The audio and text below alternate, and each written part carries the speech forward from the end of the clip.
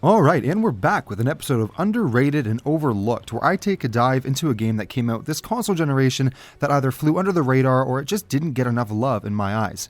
I'm Connor from Grade A Studios, and today we're taking a look at Shadow of the Beast.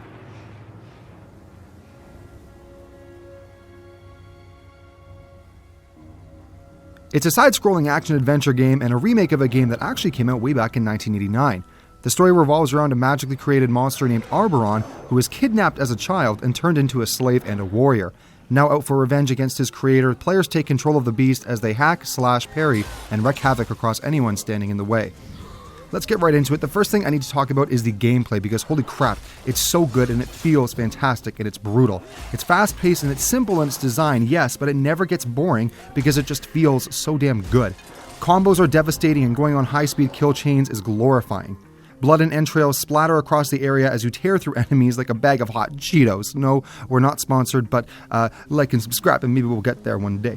Also, thankfully, the game doesn't suffer from any bugs or delay or any problems like that of the sort, so there's no input lag, or at least it's really not that noticeable, and it makes for a remarkably smooth and bloody fun ride from start to finish.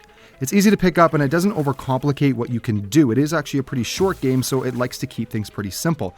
Gameplay revolves around attacking, parrying, dodging, and it even throws in some pretty useful special attacks that can help with those really tough situations.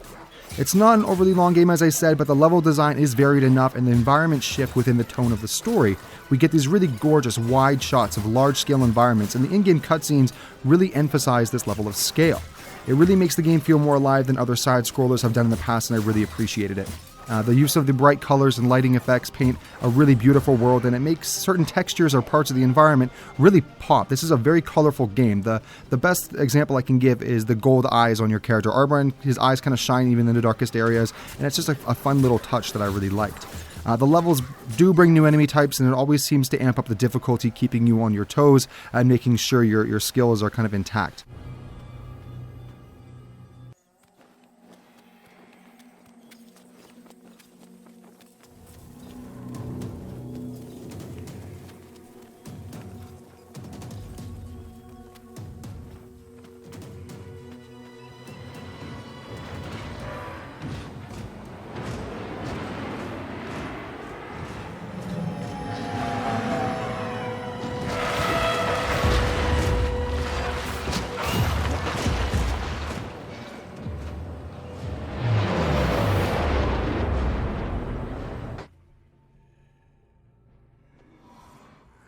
There is a bit of an upgrade system and a skill tree to help with the later chapters.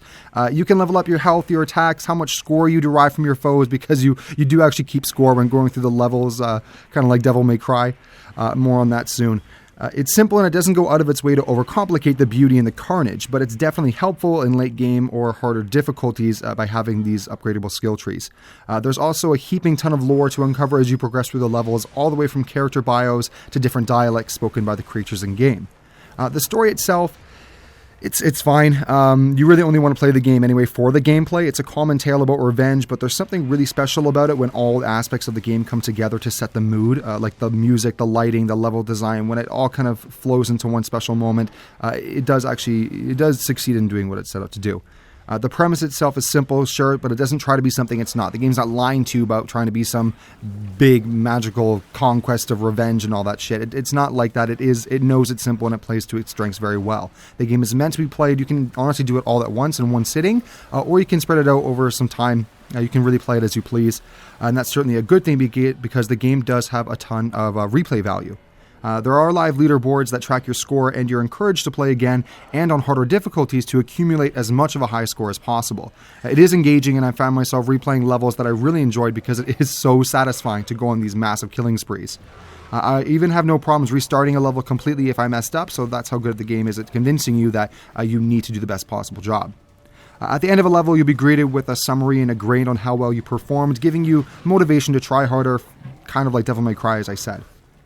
So if you're looking for a really great game with rewarding gameplay that doesn't require a lot of attention or dedication, this is it, 100%. It's cheap, it shouldn't be overlooked because there's a stroke of genius here, and it really scratches an itch that not many games can nowadays.